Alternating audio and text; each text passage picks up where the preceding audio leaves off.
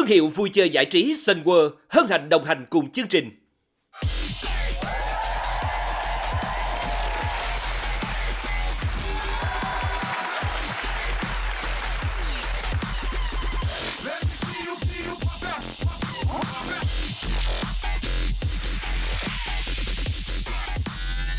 Chào mừng tất cả quý vị đang đến với chương trình Đấu trường võ nhạc. Chương trình Đấu trường võ nhạc do Đài truyền hình Thành phố Hồ Chí Minh phối hợp cùng công ty truyền thông giải trí Điền Quân thực hiện và với sự đồng hành của thương hiệu vui chơi giải trí Sun World. Và hãy luôn luôn nhớ giờ phát sóng của chương trình Đấu trường võ nhạc vào lúc 19h30 thứ bảy hàng tuần trên kênh HTV7. Chúng ta đã trải qua 4 vòng thi và đã lựa chọn được 8 nhóm thí sinh xuất sắc nhất để tranh tài trong vòng bán kết này. Và chúng ta đã kết thúc đêm thi thứ nhất của vòng bán kết và tìm ra được 3 nhóm thí sinh tiến vào vòng chung kết. Và ngày hôm nay, chúng ta sẽ đến với phần dự thi tranh tài của 4 nhóm thí sinh còn lại. Nhưng trước tiên, chúng ta hãy cùng chào đón một thành phần rất quan trọng. Đó chính là thành phần ban giám khảo. Giám khảo Gemma Nguyễn, John Huy Trần và Minh Tú.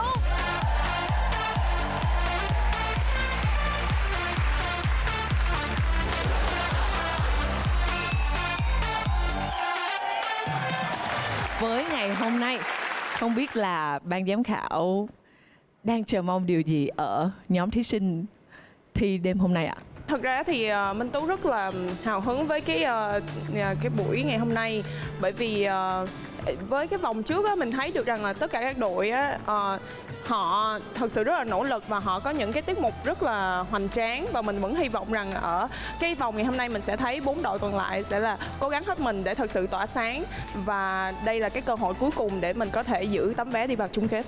Vâng, xin được cảm ơn ban giám khảo rất nhiều và xin mời ban giám khảo sẽ quay trở về chiếc ghế quyền lực của tất cả mọi người. Thưa quý vị, và như thường lệ, mỗi tập phát sóng của chúng ta sẽ có một giám khảo khách mời. Và ở đêm thi thứ 2 của vòng bán kết này thì chúng ta sẽ cùng gặp gỡ lại một giám khảo đã gặp gỡ chúng ta trước đây. Và hãy cùng chào đón một lần nữa trên sân khấu của Đấu trường võ nhạc, đạo diễn Nguyễn Quang Dũng.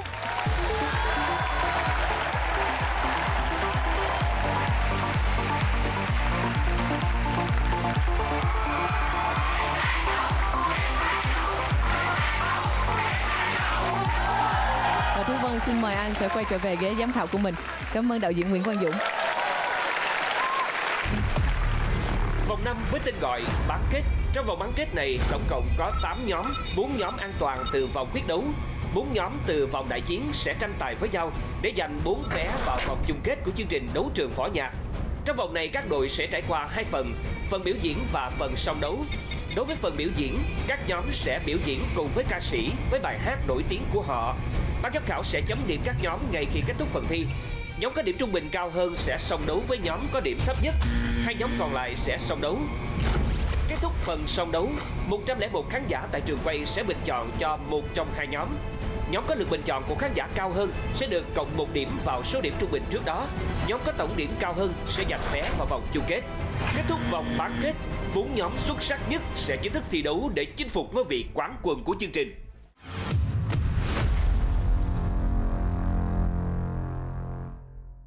Thưa quý vị, và bây giờ chúng ta sẽ đến với phần đầu tiên, đó chính là phần biểu diễn. Và nhóm đầu tiên sẽ phải thi đấu trong buổi tối ngày hôm nay, đó chính là nhóm Người Anh Em.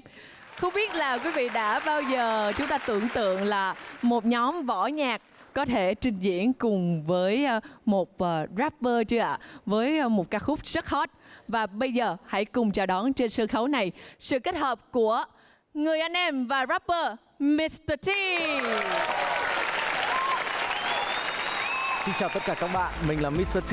Rất vui ngày hôm nay mình đã có mặt tại đây để kết hợp với những người anh em trong một sân khấu cực kỳ thú vị. Đây vừa là một sự trải nghiệm đối với Mr. T và cũng như là thử thách với những người anh em khi mà sân khấu được kết hợp giữa rap, hip hop và võ thuật taekwondo trong một bài hát mang tên Ăn Gì Đây. Không biết sân khấu sẽ như thế nào đây? Hy vọng tất cả mọi người cùng đón nhận và ủng hộ cho Mr. T và những người anh em nha.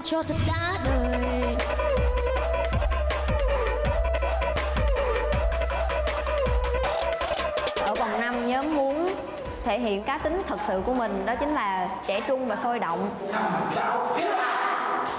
rất là may mắn là nhóm được hợp tác với anh Mr. T với bài hát Ăn Gì Đây. Nhóm cảm thấy là chỉ có bài hát đó mới phù hợp với độ ăn và cái độ nhây của nhóm này thôi.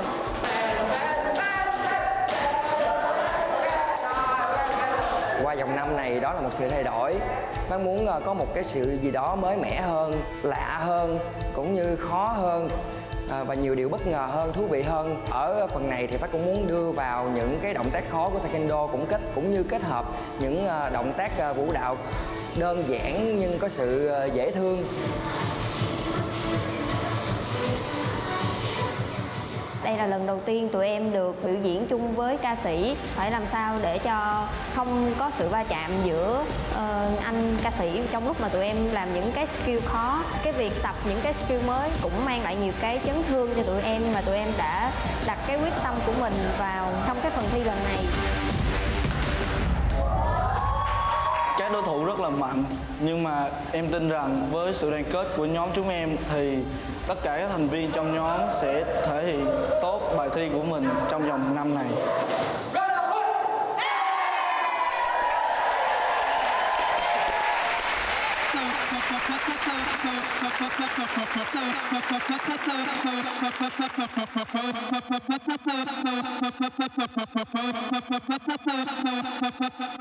Chiều thứ bảy là lượt quần áo thật bóng bẩy. Anh đi xe thật nhanh trên phố và suy nghĩ hôm nay đứa bé đi ăn món gì đây. Tâm hồn ăn uống lại trỗi dậy, dáng vẻ anh tuy có hơi gầy nhưng lại biết cách hưởng thụ cuộc sống qua những món ăn ở nơi đây. 36 phố phường, những hàng quán bên ven đường, cái chất bình dân đến lạ thừa. Nhưng khi đi xa chẳng thể nào quên được ngồi quây quần 3-4 cái nhựa bên cạnh một ly trà đá.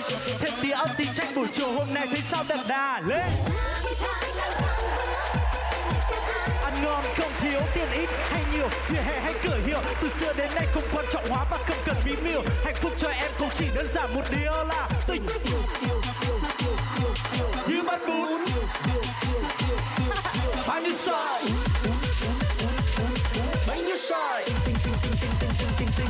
Hey yo. Anh ơi anh muốn đi ăn gì đây, ăn chè hay là bánh giò?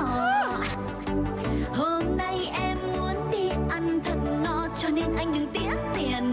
Ai nhìn tụi anh ơi em đói rồi. Anh cũng đói. Hôm nay em ăn cho thật đã đời.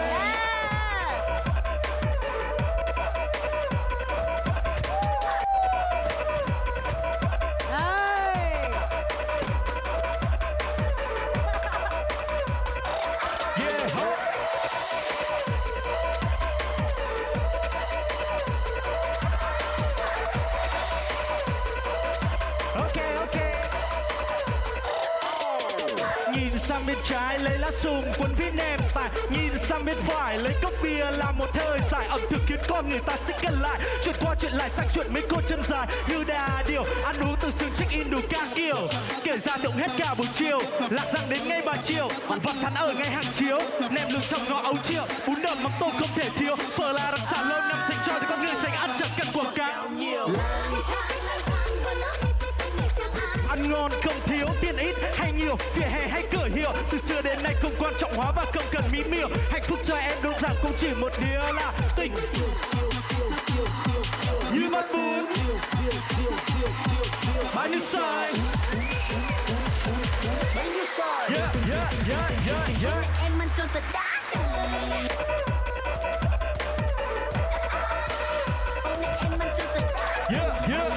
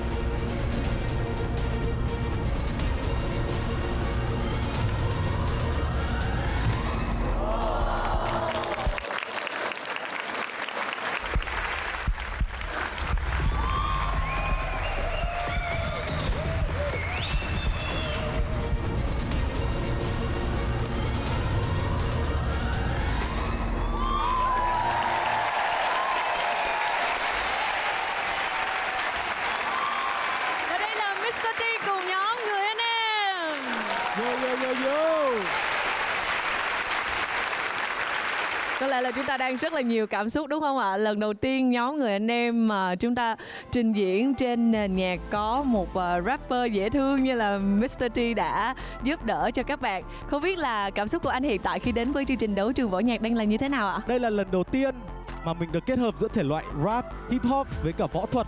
Thật sự đây là một trải nghiệm lạ đối với mình, nhưng cũng là một thử thách đối với những người anh em. Thì mọi người thấy thế nào ạ? Hay đúng không ạ? Ok, cảm ơn ạ. Vâng, chắc chắn như là như vậy ạ. Và chắc chắn người anh em cũng sẽ phải cảm ơn Mr. T rất nhiều vì những gì mà anh đã giúp đỡ cũng như là hỗ trợ hết mình cho các bạn. Xin cảm ơn anh đã đến với chương trình Đấu Trường Võ Nhạc ạ. Cảm ơn anh rất nhiều. Đầu tiên xin mời anh John Huy Trần ạ. Một cái bài mở màn trong hôm nay rất là thu hút và rất là bùng nổ. Cái anh thích nhiều nhất trong cái bài này là khi khách tụi em sử dụng nguyên cái sân khấu và mấy cái đạo cụ để nó luôn luôn liên quan về cái tiết mục của mình. Cái đó rất là hay. Nhưng nếu mà anh nói về một số vấn đề nhỏ trong cái bài này, ví dụ là mấy bạn nam lúc nhảy lên cái bàn 1, 2, 3, 4 nó chưa chắc chắn, và sau đó hai bạn nam lộn xuống, xong hai bạn nam tiếp, một bạn hơi trượt không có làm đúng cái lộn bánh xe. Sau đó chừng nào 4 bạn nữ phải lộn qua cái đầu gối của bạn nam, một bạn nữ trượt. Nhưng hay tại em không có mất bình tĩnh, em biết em phải bỏ cái tay xuống và em đi tiếp.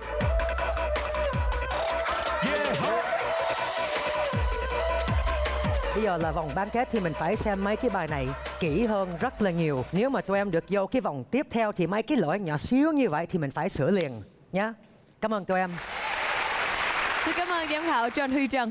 Và Thúy Vân xin được mời anh Nguyễn Quang Dũng ạ. Cái khúc cuối thì anh nghĩ thì tụi em non kinh nghiệm thôi. Thật ra nếu mà các em có nhiều cái kinh nghiệm hơn thì sẽ ứng phó cái chỗ đó hay hơn. Ví dụ như cái màn đá đó thì bạn đó đá ngờ đầu không được, là giống như là mình phải diễn kiểu như vậy để cho bạn kia làm lại lần nữa, để giống như là một cái diễn của mình chứ không phải là cái lỗi. Thì thường làm những cái việc này chúng ta phải đặt ra khi mà nó có xảy ra một cái sự cố gì thì chúng ta sẽ giải quyết. Thì anh nghĩ là nếu tụi em khôn hơn hay là mỏi nghề hơn tí xíu á thì nó sẽ thành công hơn nhiều. Tất nhiên anh thấy rất là thú vị. Chúc mừng các em. Vâng, xin được cảm ơn đạo diễn Nguyễn Quang Dũng ạ. Và Thúy Vân xin được mời giám khảo Trâm Nguyễn, xin mời chị. Trâm thấy là cái bài này nó đúng là trẻ trung. Nhưng mà anh John đã nói là cũng có những cái lỗi nhỏ xíu mà cũng nhiều. Giống như là anh đã nói qua, cộng thêm là mình cũng thấy nhiều cái chút lỗi về kỹ thuật. Giống như cái khúc mà bạn nữ hình như là nhảy qua cái gì đó rồi phải đá một cái front kick. Bạn hình như là em bị trơn tay chút xíu phải không? Tại đáng lẽ cái cú đá đó nó phải cao hơn chút, mà em đá có một chút xíu rồi em thả xuống là tại em sợ là em sẽ không có land được hả? Thì như là lỗi nhỏ nhỏ như vậy á, mình cũng có thấy về kỹ thuật. Cái bài này nó dễ thương nhưng mà nó không được mạnh bằng cái bài trước. Xin cảm ơn giám khảo Trâm Nguyễn. Và cuối cùng xin được mời giám khảo Minh Tú ạ. Cái mà mình thấy nhận ra được á là nhóm các bạn có cái sự tương tác với lại rapper nhiều. Nó có những cái đội hình và các bạn liên kết được những cái đó lại với nhau. Và cái thứ hai mình đánh giá cao là cho dù á là cái bạn đã bị hụt nhưng mà bạn vẫn cố gắng để đá lại một lần nữa. Bạn không có bỏ cuộc và bạn vẫn làm cái đó là cái mà mình cảm thấy là đáng để ngưỡng mộ. Và chúc mừng các bạn đã có màn trình diễn khá là thành công. Thì giống tại vì á, cái tuần trước á, các bạn đã có một cái tiết mục nó quá hay đi, hiểu không? Cho nên là khi mà người xem người ta sẽ những người ngồi đây người ta sẽ bắt đầu so sánh thì nó hơi, ví dụ lần trước 10 thì cái này là 9, 9,5, nó tầm như vậy. Vâng, xin được cảm ơn giám khảo Minh Tú cũng như là 4 vị giám khảo ạ. Chắc chúng ta đã đưa ra được những nhận xét cho nhóm người anh em rồi. Và bây giờ xin mời ban giám khảo sẽ dành những số điểm cho nhóm người anh em.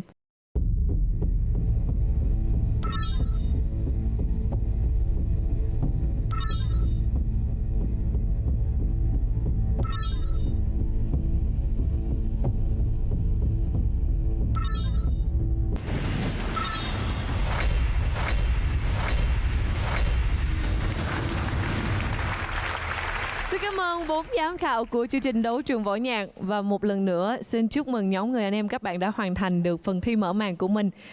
Các bạn có thể vào bên trong nhé, và chúng ta sẽ gặp lại sau để biết kết quả của phần thi thứ nhất. Cảm ơn các bạn.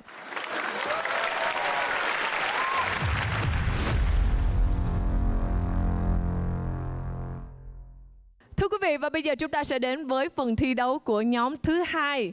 Đó chính là nhóm Vovinam 1978. Và để xem trong phần thi biểu diễn này thì họ sẽ kết hợp với ca sĩ nào nhé. Và ngày hôm nay tôi có mặt đây để đưa ra cho các bạn một chủ đề cũng như một thử thách với bài hát Cho Con Tim Một Lý Do. Thì thực sự bài hát này Tú nghĩ rằng là với riêng Tú, nếu như mà khi mà đã gọi là đấu trường võ nhạc thì vừa phải biểu diễn võ thuật trên một cái nền nhạc nào đó, thì Tú nghĩ nhạc có những cái tiết tấu nhanh hay sôi động sẽ dễ dàng cho các bạn.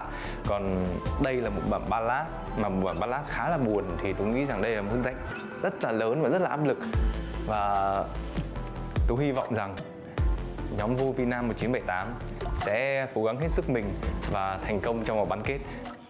Vòng biểu diễn với ca sĩ thì nhóm rất là may mắn là được hợp tác với ca sĩ Anh Tú. Nhóm sẽ thể hiện và biểu diễn trên nền nhạc của bài hát Cho Con Tim Một Lý Do. Thì với nội dung của lời bài hát là nói về nỗi buồn của một chàng trai, thì nhóm và anh Nghĩa đã suy nghĩ ra được một cái ý tưởng là dựng thành một chuyện tình tay ba trên võ đường. Là một ca sĩ chuyên về dòng nhạc ballad thì thường rất là chậm rãi, nó rất lãng mạn, không có nhiều hiệu ứng âm thanh về nhạc nhiều, nên đây là một điều vô cùng khó khăn cho nhóm.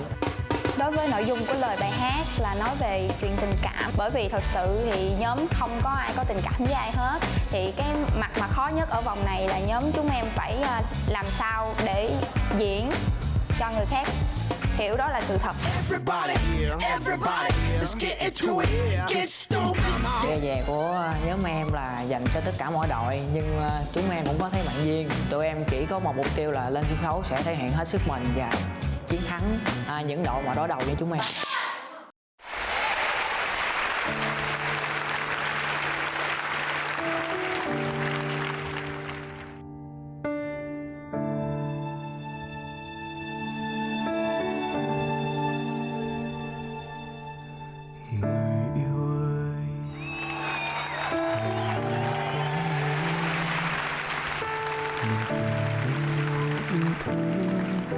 Như giấc mơ, tay trong cánh tay không xa rời phút giây. Nhưng nào đâu biết hôm nay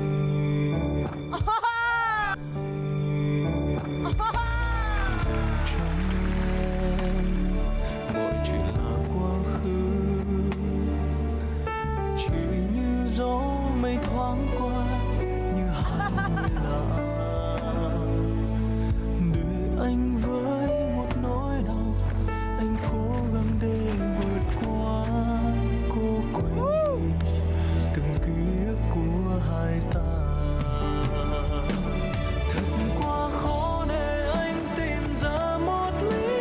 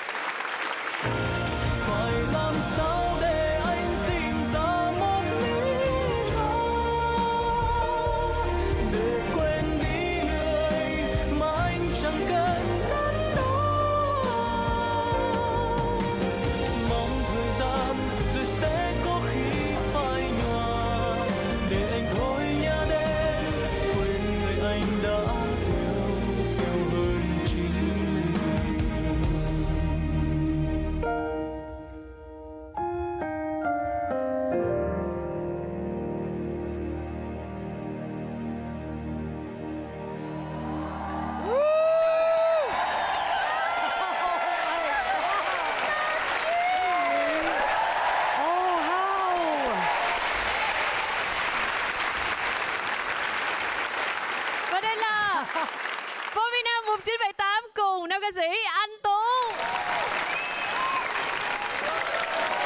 Hôm nay đến với chương trình của Đấu Trường Võ Nhạc thì anh thấy sao? Lời đầu tiên cho phép Tú gửi lời chào tới tất cả quý vị khán giả cũng như là ban giám khảo đang có mặt ở đây ạ. Thật ra thì khi mà Tú được nhận cái lời mời gọi là tham gia chương trình Đấu Trường Võ Nhạc thì bản thân mình rất là hồi hộp, tại vì thực sự là ở cái mô típ này nó chưa có ở Việt Nam bao giờ hết. Và Tú nhận lời tại vì Tú rất là thích. Mà lúc khi nhận lời xong thì cũng hồi hộp lắm. Lúc lên tổng duyệt thì không biết rằng là có làm tốt không, rồi các em có bị sao không, rồi rất là nhiều điều để lo. Nhưng mà may mà hôm nay thì các em đã làm tốt, chúc mừng các em. Xin được cảm ơn anh Tú đã đến với chương trình Đấu Trường Võ Nhạc rất nhiều ạ. Xin cảm ơn tất cả mọi người.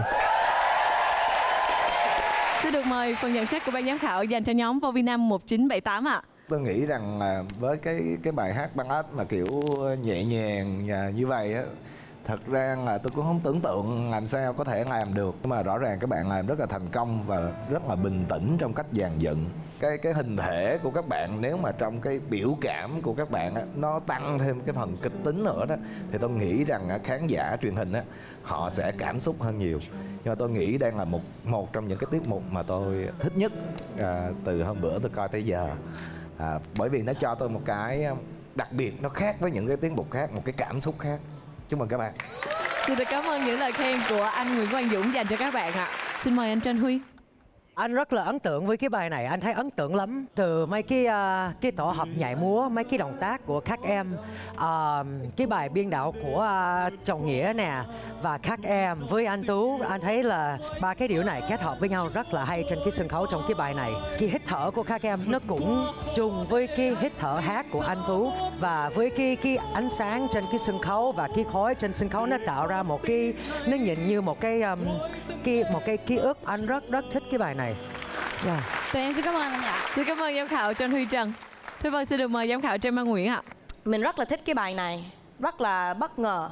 Mình muốn khen những là cái khúc mà đối kháng nè, dùng binh khí nè, cái gương mặt nè, biểu cảm nè, thần thái nè, cái bài diễn của các bạn á, nó chung với nhau hết, nó rất là hay. Mình cũng thấy là hơi cảm động á, mà cái bài trình diễn này nó thật ra là lỡ người mà không biết diễn á thì nó có thể nhìn thấy hơi corny, nó hơi sến á, mà các bạn diễn được hay, diễn được giỏi, cho nên nó làm thấy mình cảm động. Xin cảm ơn giám khảo Trần Mai Nguyễn. Chị Minh Tú xin mời chị ạ. Cái cách mà các bạn kể câu chuyện này nó tình cảm, nó lãng mạn nhưng mà nó không có sến. Ngoài ra có một cái mình rất là thích đó là cái cách mà các bạn quăng gậy cho nhau á, nó rất là mượt. Và một điều á là mình nhớ không lầm á là 2 lần trước cô Bạch Tuyết, cái đội Bạch Tuyết Bảy Chú Lùn nè rất là tệ, nhưng mà qua từng tuần á mình thấy rằng là các bạn rất là càng tiến bộ, rất là tiến bộ luôn, càng ngày càng tiến bộ. Em xin cảm ơn chị. Chúc mừng các bạn. Và bây giờ xin mời ban giám khảo sẽ cho điểm nhóm Vô Vi Nam 1978.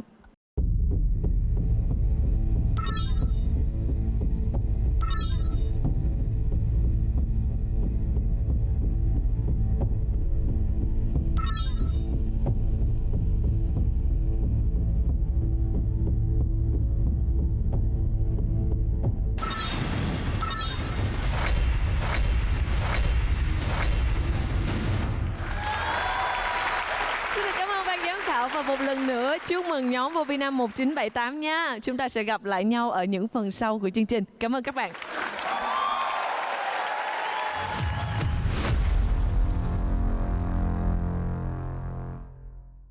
Thưa quý vị, tiếp theo chúng ta sẽ đến với phần trình diễn của nhóm Hoa Hướng Dương. Và bây giờ hãy cùng chào đón sự xuất hiện của nam ca sĩ ST cùng nhóm Hoa Hướng Dương. Xin chào tất cả mọi người, hiện tại ST cảm giác rất là vui bởi vì ST được tin là mình sẽ được hợp tác với nhóm Hoa Hướng Dương, một nhóm mà ST cảm giác rất là tài năng trong vòng một loại, và các bạn đã đem đến cho ST những cái tiết mục rất là tuyệt vời. Và hôm nay với cái phần trở lại trong vòng bán kết thì ST hy vọng là ST cùng với nhóm Hoa Hướng Dương sẽ có một phần trình diễn kết hợp với nhau thiệt là ăn ý, thiệt là tuyệt vời.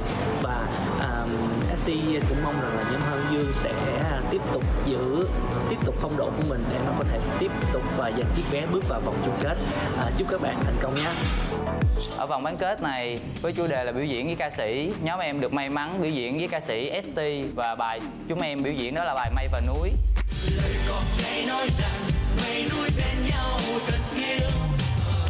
Ba con nhau cho nhau suốt ta tìm cầu, em là một phép màu chúc anh biết đến tình đầu, dặn hơn một câu đâu phải hết yêu rồi nhau. Ở vòng 3 thì anh ST đã xuất hiện với vai trò là ban giám khảo khách mời, thì anh ST cũng đã mang đến những cái lời nhận xét khá là tốt cho nhóm em. Còn ở vòng 5 này thì anh ST là ca sĩ biểu diễn chung với tụi em, và em rất là mong có một cái sự kết hợp với anh ST để mang lại một cái phần trình diễn tốt nhất.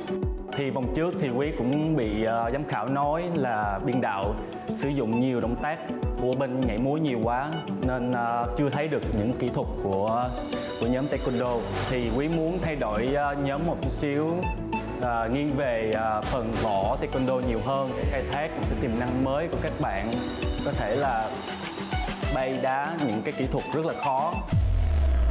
Nhóm chưa từng được trải qua song đấu với các nhóm nên không biết cảm giác trải qua song đấu như thế nào. Thứ hai là phải biểu diễn với ca sĩ mà trước giờ nhóm chưa từng được biểu diễn, chưa từng được tập luyện với nhau. Đối với nhóm thì tất cả những nhóm khác đều là những đối thủ mạnh và nặng ký. Mỗi nhóm đều có một cái sự nỗ lực riêng, một cái sự cố gắng riêng. Nhưng mà nhóm của chúng em sẽ không e dè với bất kỳ nhóm nào và chúng em sẽ cố gắng hết sức. Bạn kết, bạn trước mặt, bạn kết, bạn như nào? Đừng go, bạn đi!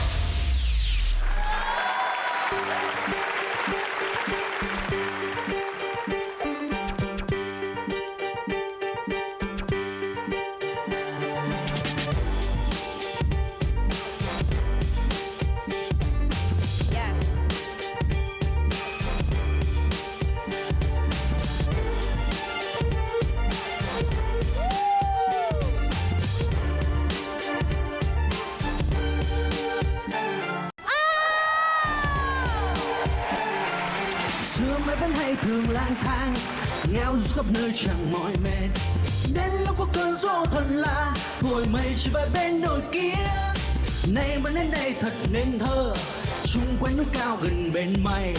Núi cứ đứng yên nên hiền hòa, làm cho mình ngược vẫn không rời xa. Từ ngày mây ghé qua, trời bóng xanh thêm lời ca. Mây làm núi âm bao ngày qua, thiết tha. Lời có cây nói rằng mây núi bên nhau thật yêu, như tờ trời sẽ duyên kiếp nào cùng nhau. Ba con nhau cho nhau suốt ta tìm cầu, em là một phép màu chúc anh biết đến tình đầu, dặn hơn một câu đâu phải hết yêu rồi nhau, dặn hơn một câu là yêu nhau thêm tận sâu. Giống như duyên trên đỉnh, em giống như anh bình minh, soi sáng có lòng anh trong bao nhiêu đêm vắng tối. Soi con đường về anh không thể nào lạc lối, em là vần thơ you are my lover. Giờ mấy đã phương nào để bao nỗi buồn cho núi, mày có hay tình yêu núi không phai tàn. Nhưng núi luôn mong chờ ngày kia sẽ có một cơn gió mang áng mây trở về lại bên nơi núi. Từ ngày mây ghé qua, trời bóng xanh thêm lời ca. Mây làm núi âm bao ngày qua, thiết tha. Lời có cây nói rằng mây núi bên nhau thật yêu, như tờ trời sẽ duyên kiếp nào cùng nhau.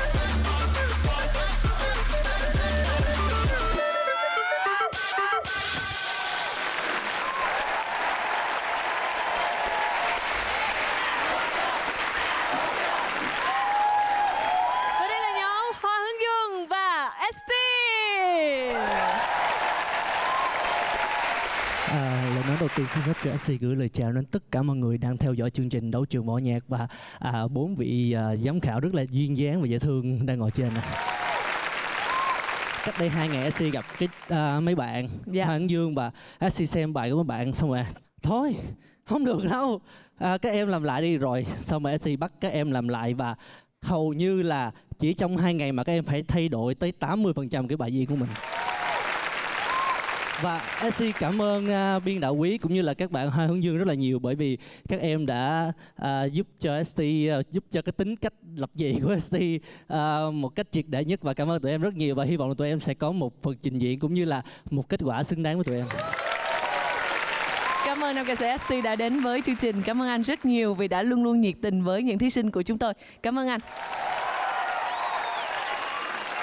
Bây giờ chúng ta sẽ đến với phần nhận xét của ban giám khảo nhé.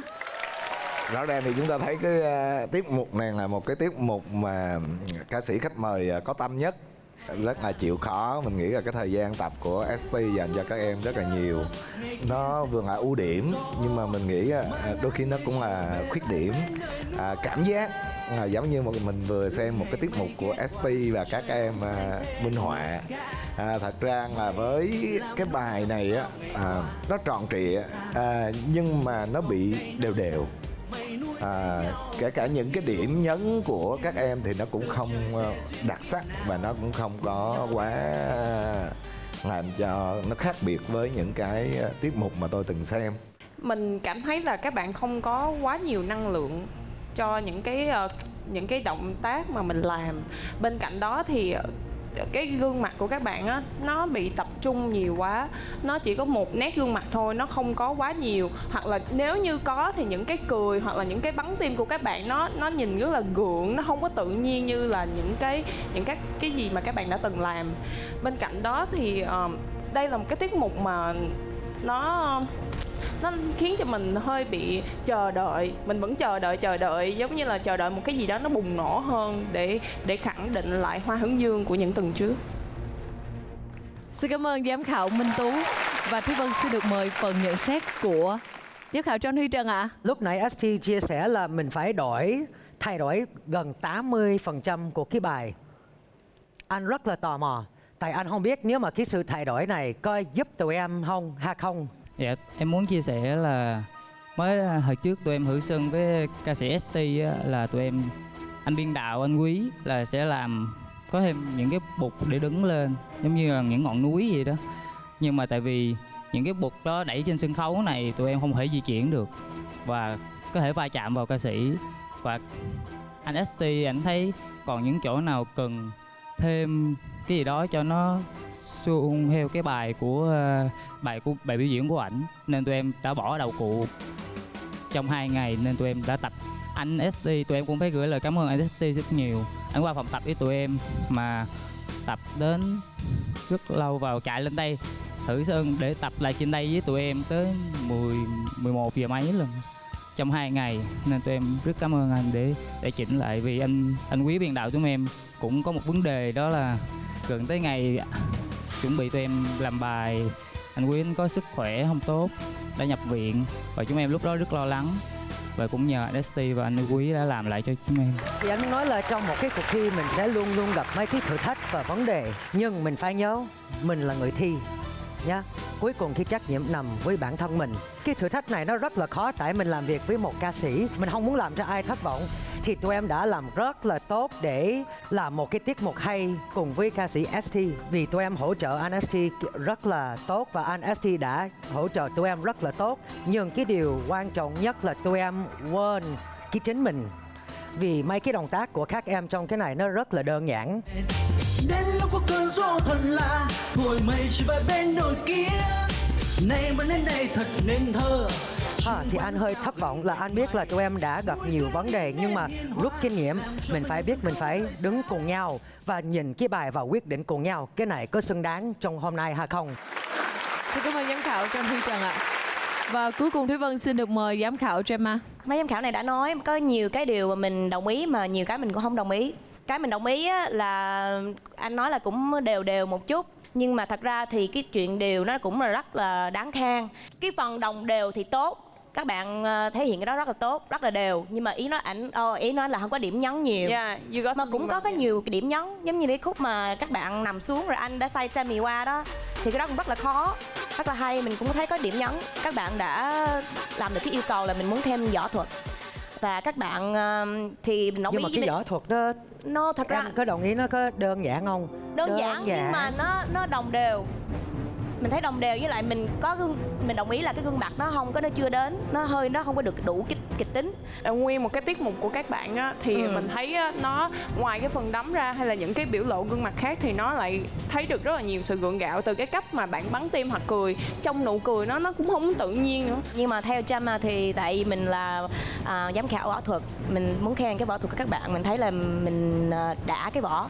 Không sao, Thúy Vân nghĩ là mỗi người sẽ có một ý khác, đúng không ạ? Còn những cái lời khuyên của các giám khảo còn lại thì chúng ta giữ lấy để mà chúng ta cũng sẽ rút ra được kinh nghiệm cho bản thân mình cho những vòng sau hoặc là cho những phần trình diễn sau, đúng không ạ? Bây giờ xin mời ban giám khảo sẽ dành số điểm cho nhóm Hoa Hướng Dương.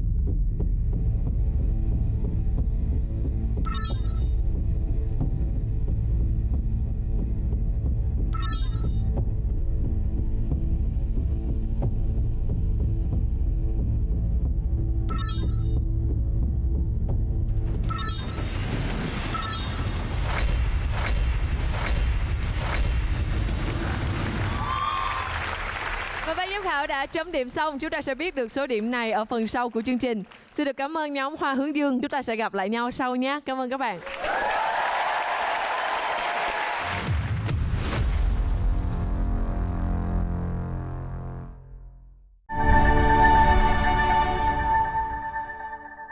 Tiếp tục chương trình, chúng ta sẽ đến với phần trình diễn cuối cùng của phần đầu tiên, phần biểu diễn, với sự xuất hiện của nhóm IVS, và họ sẽ có một sự kết hợp hết sức bất ngờ cùng với nữ ca sĩ Hải Yến Idol. Hi, xin chào các em của IVS. Và trong vòng bán kết này thì chị đang có một món quà cũng như là một thử thách, chị nghĩ là thử thách dành tặng cho các em, đó chính là gì?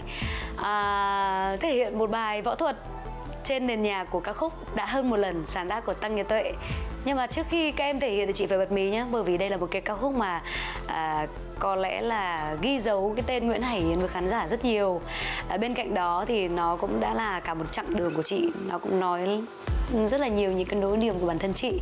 Và chị hy vọng rằng là các em sẽ thể hiện tốt cái phần thể hiện của mình trên nền nhạc này.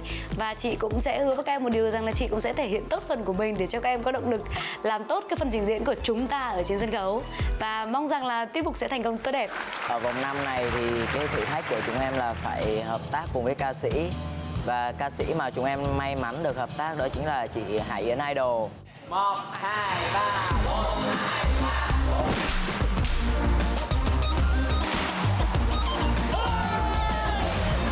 Ca khúc mà chúng em được biểu diễn lần này là ca khúc Đã Hơn Một Lần. Thì chúng em cũng đã thấy là giữa chị và chúng em có những điểm rất là tương đồng. Chị đã phải trải qua rất nhiều khó khăn để có được thành công. Quyên lại muốn đem tới một cái cảm giác mới, một cái bài mới, nhưng với một câu chuyện thật. Thật là ở đâu? Là ở IVS, những chàng trai đằng sau lưng Quyên. Ê! Lật bài đó kìa. Có những lần chúng em đã muốn từ bỏ nó. Ê! Muốn xuôi rồi đây, và ánh mắt có lúc muốn khép hờ. Nhưng do đoàn kết giữa nhóm và sự đam mê võ thuật đã kéo chúng em quay trở lại. Sao những ước muốn nôn nao, tự hỏi vì sao tôi sinh ra. Và chúng em sẽ cố gắng để đền đáp lại cái sự mong đợi đó. IVS không lớn, không mệt mỏi.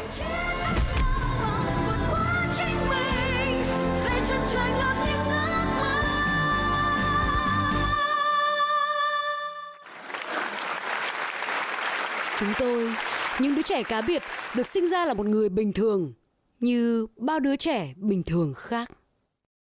Chúng tôi được nuôi dạy bình thường, học hành bình thường và lớn lên bình thường. Nhưng vì một lẽ nào đó, mỗi người trong chúng tôi đã bước đi những bước đi sai lệch. suy nghĩ, hành động không đúng đắn so với những người ở trong xã hội này. Rồi chúng tôi được đưa về đây, sống cùng nhau. Từ đó chúng tôi là những tấm gương phản chiếu lẫn cho nhau nhận ra những lỗi lầm của mình. Từng ngày, chúng tôi cố gắng học tập, rèn luyện để lấy lại cái nhìn thiện cảm của bao người, để chúng tôi trở lại là những người bình thường, sống có nghĩa. Và trong quá trình ấy, có nước mắt, có mồ hôi, có những ngày nản lòng bất cần vì cảm thấy con đường phía trước thật quá khó khăn và lòng tin con người thật xa vời.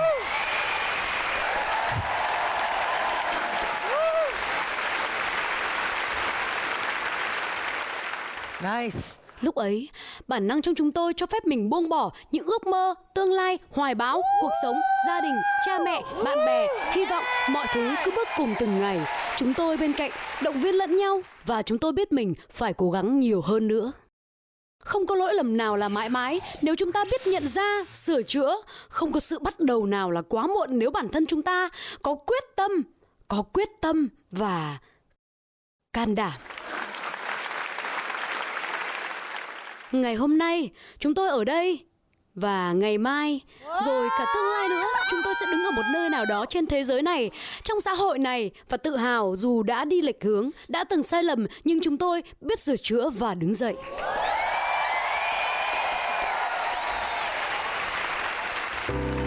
Đã hơn một lần bóng tối tới gần và tôi từng nghĩ tôi sẽ dừng lại, đoạn đường sao quá dài, niềm tin cứ ngắn lại, chẳng biết đâu là tương lai, đâu ngày mai. Tự hỏi vì sao tôi sinh ra, Tự hỏi vì sao tôi sinh ra, tự hỏi vì sao tôi lớn lên, và giờ chẳng cần biết lý do không đắn đo, tôi vẫn bước tới mây mong cuộc đời, tôi vẫn bước tới mây mong cuộc đời, bầu trời này là của tôi và giờ tôi nắm tôi bay lên, tràn vào đời vội từng ước mơ, vì đang từng ước mơ, vì đang con tôi cũng đã rời, chẳng phải cơn đau bao nhiêu lâu rồi,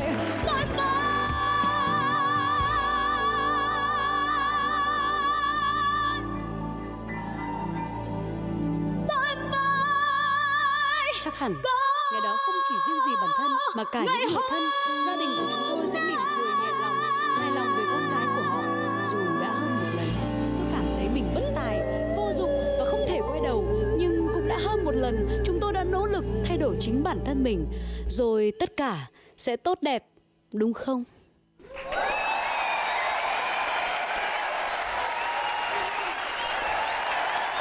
Và giờ tôi nắm tôi bay lên, tràn vào đời vội từng ước mơ, vì năm con tôi cũng đã rời, chẳng phải cơn đau bao nhiêu lâu rồi, nói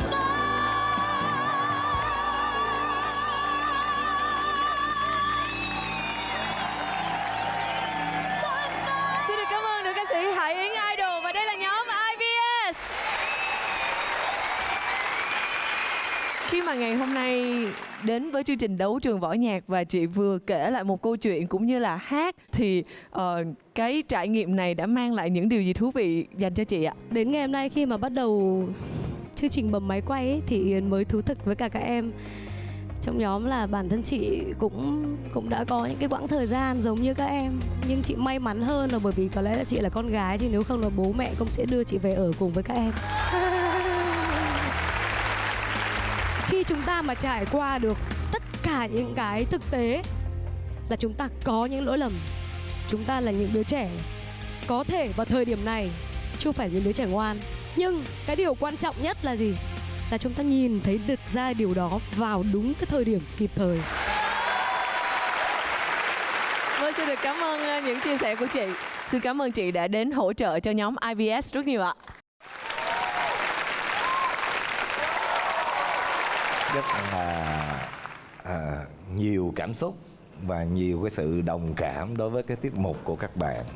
Nó có một cái gì đó nó rất là mạnh mẽ, có cái gì đó nó rất là riêng tư, có gì cá tính, có một cái gì đó nó ở trong người mà nó muốn bùng nổ, thì anh thật sự là anh rất là đồng cảm với tiết mục của tụi em, và anh cũng rất là khâm phục với cái khả năng của tụi em. Thật sự một tiết mục vừa hay, vừa cảm xúc và vừa đồng cảm. Chúc mừng các em.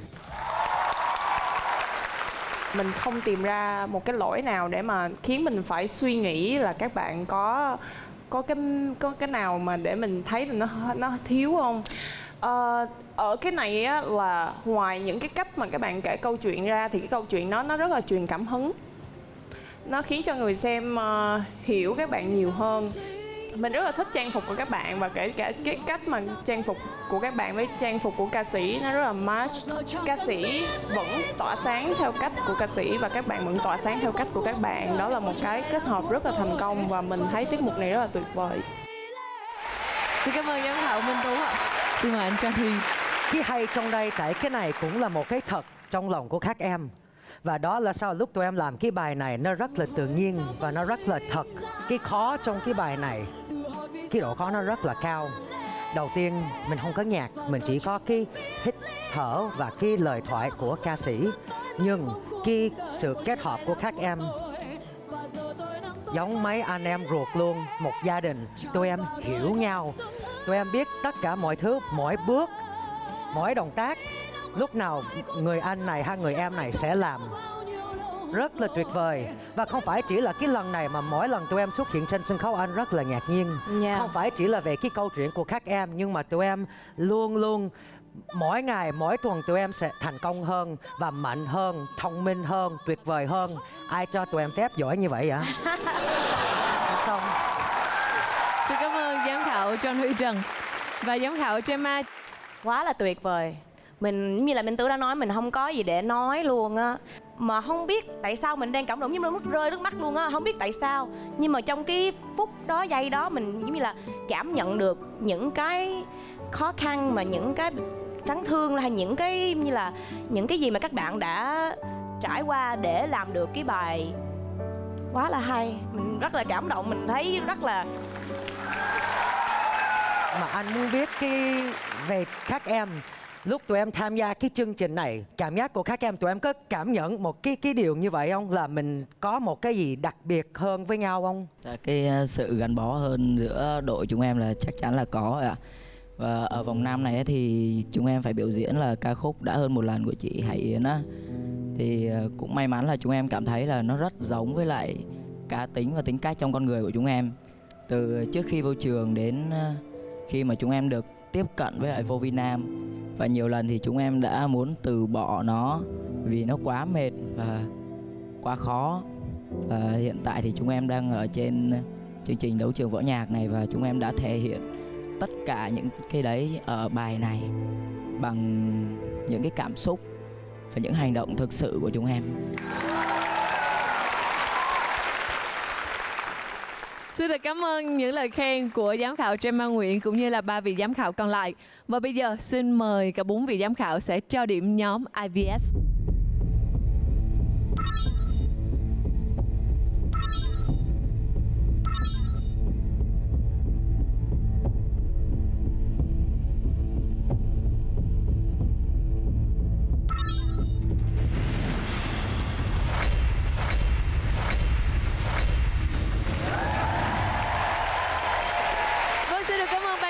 Và cảm ơn nhóm IVS. Chúc mừng các bạn. Chúng ta sẽ gặp lại nhau ở phần công bố kết quả nhé.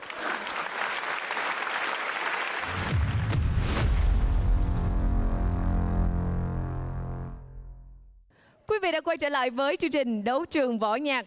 Thưa quý vị, và 4 nhóm thí sinh của chúng ta đã hoàn thành phần thi đầu tiên, phần biểu diễn. Và bây giờ sẽ là giây phút dành cho số điểm ban giám khảo đã dành cho các bạn.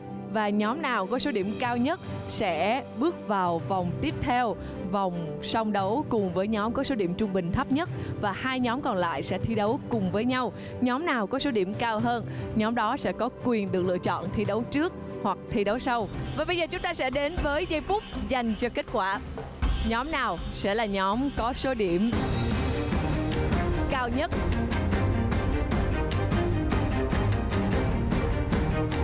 Và nhóm có số điểm cao nhất là 10 điểm.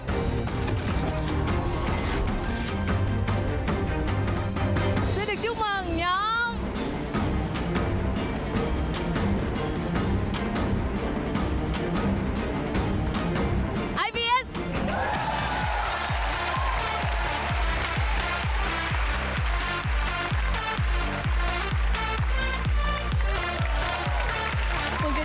bạn hết sức thuyết phục và các bạn đã nhận được tổng điểm 10 của ban giám khảo. Đây là số điểm cao nhất trong vòng bán kết tính từ đầu chương trình đến bây giờ.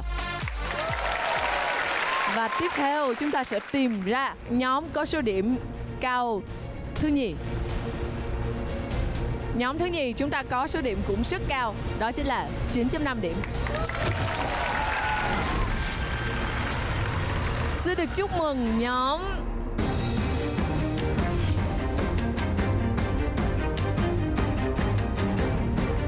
và nhóm có số điểm 9.5 điểm là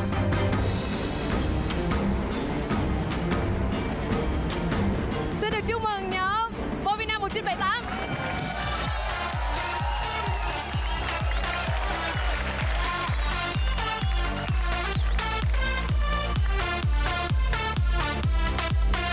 Như vậy là chúng ta đã có số điểm của hai nhóm cao nhất và cao nhì, đó chính là IVS với 10 điểm và nhóm Vovinam 1978 là 9.5 điểm.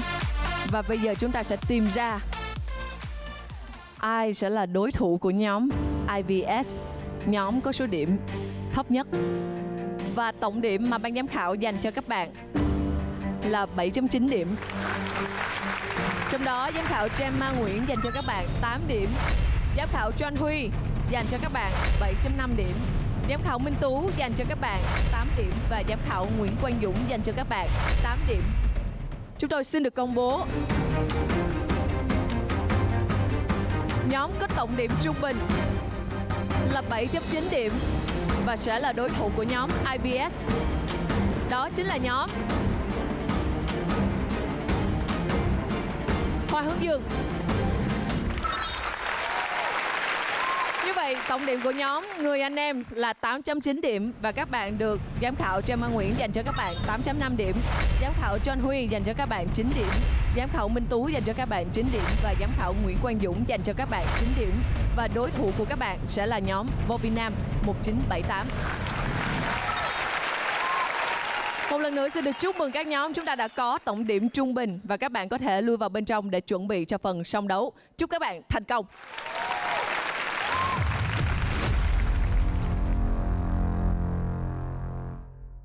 Thưa quý vị, và bây giờ bên cạnh Thúy Vân đó chính là hai nhóm sẽ thi đấu đầu tiên trong phần song đấu, nhóm IVS và nhóm Hoa Hướng Dương. Và như luật của chúng ta, nhóm có số điểm cao hơn sẽ được lựa chọn thứ tự thi đấu của mình. Các bạn được lựa chọn sẽ thi đấu trước hoặc thi đấu sau nhé. Và xin mời nhóm IVS. Dạ, đội em thi đấu trước ạ. Thi đấu trước. Vâng, thưa quý vị, như vậy là nhóm IVS sẽ thi đấu trước và nhóm Hoa Hướng Dương sẽ thi đấu sau nhé. Và bây giờ, phần song đấu của nhóm IVS và nhóm Hoa Hướng Dương bắt đầu.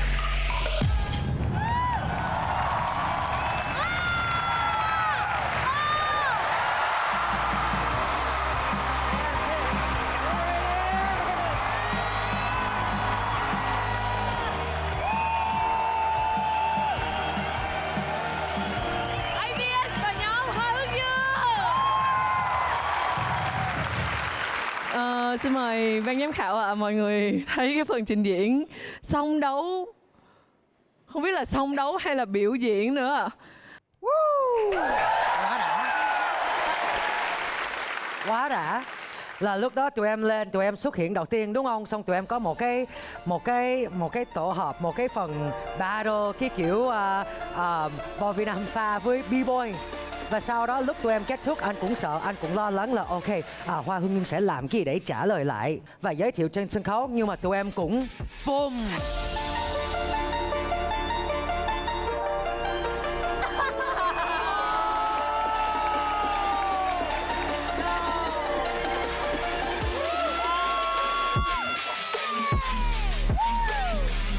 Lấy lại đi, bánh nè, ăn đi.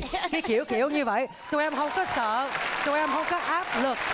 Và cái quan trọng của cái vòng này là mình thể hiện chính mình, cái tốt nhất của mình. Và lúc tụi em làm cho mình thấy đúng cái cá tính của các em luôn, mình thành công rồi nhá. Cảm ơn các em.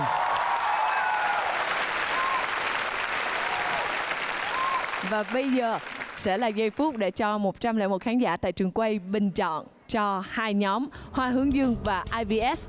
Khán giả hãy truy cập vào website đấu trường võ nhạc.com và bình chọn cho nhóm mà mình yêu thích nhất nhé. Và 101 khán giả tại trường quay thân mến, 30 giây bình chọn của tất cả quý vị bắt đầu.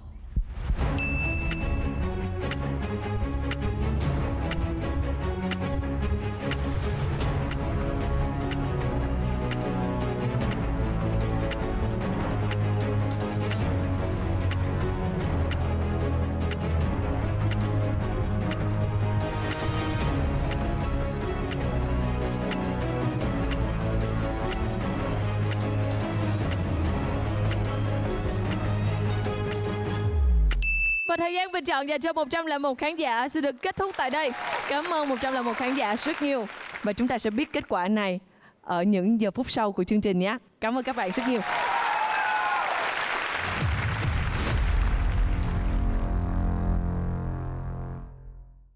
Thưa quý vị, và bây giờ trên sân khấu của chúng ta đó chính là hai nhóm trong cặp thí sinh thứ hai, nhóm Người Anh Em và nhóm Vô Vi Nam 1978. Ở vòng đầu tiên, vòng biểu diễn thì nhóm Vô Vi Nam 1978 đã có số điểm cao hơn là 9.5 điểm. Vì vậy, họ sẽ có quyền lựa chọn sẽ thi đấu trước hoặc thi đấu sau. Và nhóm Vô Vi Nam 1978, sự lựa chọn của các bạn là? Dạ trước. Vâng, như vậy là nhóm Vô Vi Nam 1978 sẽ thi đấu trước và nhóm Người Anh Em sẽ thi đấu sau. Và phần song đấu của nhóm Vô Vi Nam 1978 cùng nhóm Người Anh Em bắt đầu.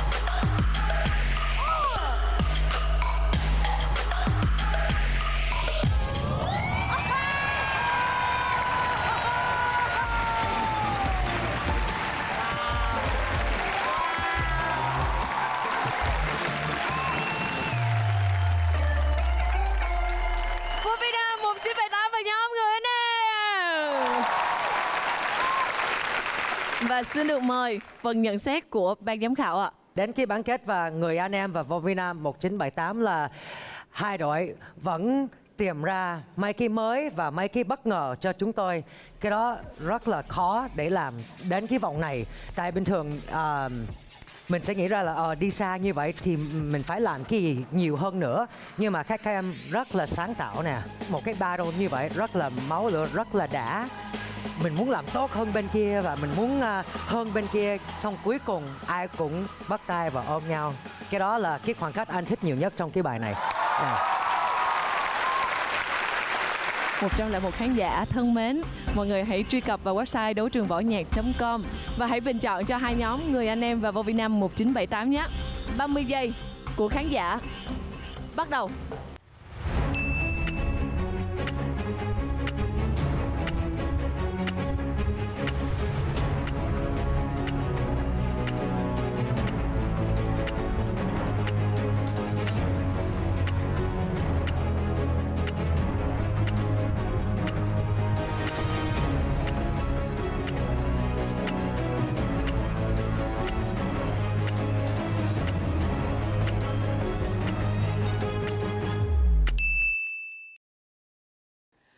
Giây của 101 khán giả đã kết thúc. Xin được cảm ơn các khán giả ở trường quay rất nhiều.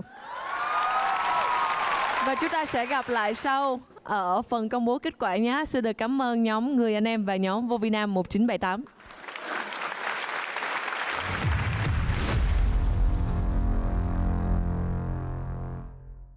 Và bây giờ trên sân khấu là 4 nhóm thí sinh đã thi đấu trong ngày hôm nay. Các bạn đã có tổng điểm của ban giám khảo dành cho các bạn. Và ở phần thi thứ hai, đó là phần song đấu. Nhóm nào có số phiếu cao hơn sẽ được cộng 1 điểm vào điểm trung bình. Và nhóm có số điểm cao hơn sẽ tiến thẳng vào vòng chung kết. Hai nhóm còn lại có số điểm thấp hơn, các bạn sẽ có thêm một cơ hội nữa là ban giám khảo sẽ lựa chọn để cứu lấy một nhóm đi vào vòng chung kết. Và bây giờ, chúng ta sẽ đến với kết quả của cặp thi đấu đầu tiên. IVS đã đấu với Hoa Hướng Dương. Vậy, ở vòng thi thứ hai, số phiếu của khán giả đang nghiêng về nhóm nào? Chúng ta có số phiếu là 50 và 51 phiếu. Một tỷ số rất sát sao.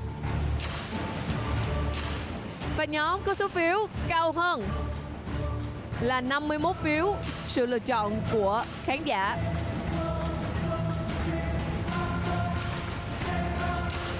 Xin được chúc mừng nhóm.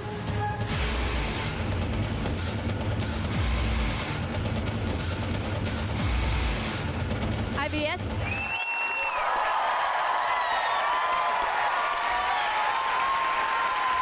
Như vậy Hoa Hướng Dương là nhóm có số phiếu thấp hơn với số phiếu là 50 phiếu. Vậy tổng điểm qua 2 vòng của nhóm IVS là 11 điểm và nhóm Hoa Hướng Dương vẫn là 709 điểm.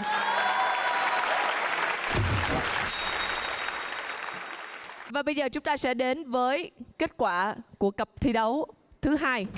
Nhóm Vô Vi Nam 1978 và nhóm Người Anh Em. Nhóm nào có số phiếu bình chọn cao hơn sẽ nhận được 1 điểm cộng vào điểm trung bình của mình. Với số phiếu dành cho các bạn là 52 và 49 phiếu. Xin được chúc mừng nhóm có số phiếu là 52 phiếu.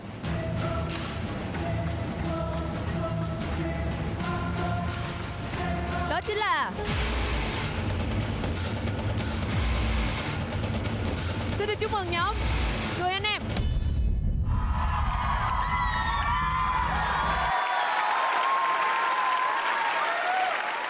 Như vậy tổng điểm của nhóm Người Anh Em là 9.9 điểm. Và tổng điểm của nhóm Vô Vi Nam 1978 là 9.5 điểm. Và xin được chúc mừng hai nhóm Người Anh Em và nhóm IVS. Các bạn chính là hai nhóm sẽ tiến vào chung kết.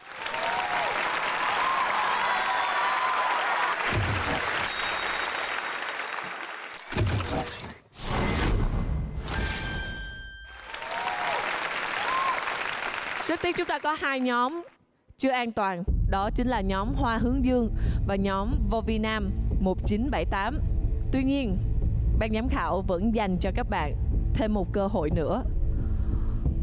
Và bây giờ xin mời ban giám khảo sẽ hội ý để lựa chọn ra nhóm nào sẽ an toàn và đi tiếp vào vòng tiếp theo.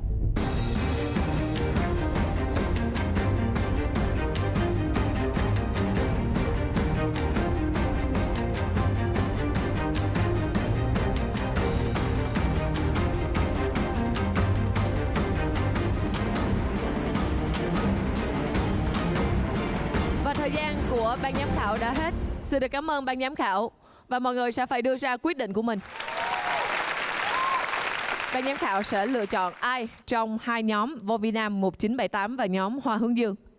Ban giám khảo bạn với nhau và mình cũng nghĩ là ok, mình phải tính ai sẽ có khả năng làm tốt hơn hay đi xa hơn. Nhưng mà sau đó mình đang nghĩ là mình chỉ còn một vòng nữa, mình chỉ còn chung kết, thì đội nào đứng trên cái sân khấu này ai cũng biết và thấy rõ là ai cũng có khả năng và ai cũng xứng đáng vô cái vòng chung kết.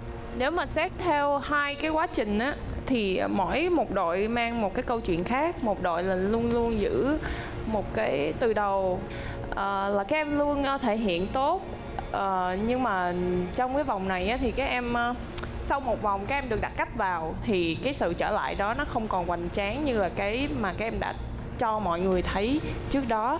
Còn câu chuyện của Vô Vi Nam 1978 á, thì là từng rơi vào vòng nguy hiểm và cũng từng nhận được cái cơ hội để mà ở lại, và lại 2 tuần liên tiếp các em lại thể hiện các em trân trọng cái cơ hội đó và cố gắng rất là nhiều. Cho nên đứng ở một cái ban giám khảo cũng rất là phân vân và rất là cãi nhau nhiều về cái việc là không biết là giữ đội nào. Mỗi người đều có một cái quan điểm riêng, cho nên là cũng rất là gây cấn.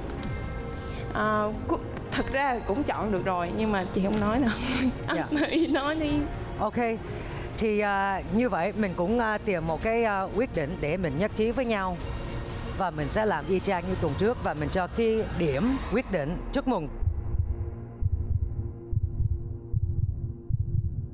mừng Vô Vi Nam 1978.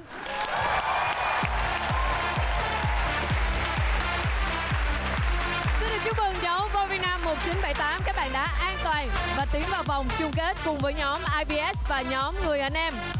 Và một lần nữa xin được cảm ơn nhóm Hoa Hướng Dương đã đến với chương trình và chúc các bạn sẽ có thật nhiều thành công trong cuộc sống. Thưa quý vị, tập phát sóng của ngày hôm nay đến đây là kết thúc. Quý vị hãy đón xem tập phát sóng vào tuần sau để xem vòng chung kết của chúng ta các thí sinh sẽ thể hiện như thế nào. Chương trình Đấu trường võ nhạc do Đài Truyền hình Thành phố Hồ Chí Minh phối hợp cùng công ty truyền thông giải trí Tiền Quân thực hiện và với sự đồng hành của thương hiệu vui chơi giải trí Sun World. Hãy luôn luôn nhớ giờ phát sóng của chúng tôi. Chương trình được phát sóng vào lúc 19h30 thứ Bảy hàng tuần trên kênh HTV7. Xin chào tạm biệt và hẹn gặp lại vào tuần sau. Xin được chào mừng tất cả quý vị đang đến với vòng chung kết của chương trình Đấu trường võ nhạc.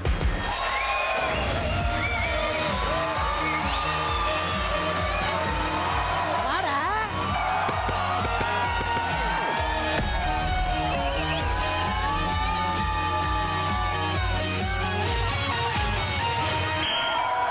Trời ơi, ta nói nổi da gà từng cơn luôn.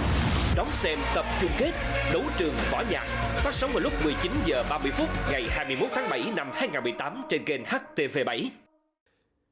Thương hiệu vui chơi giải trí Sun World hân hạnh đồng hành cùng chương trình.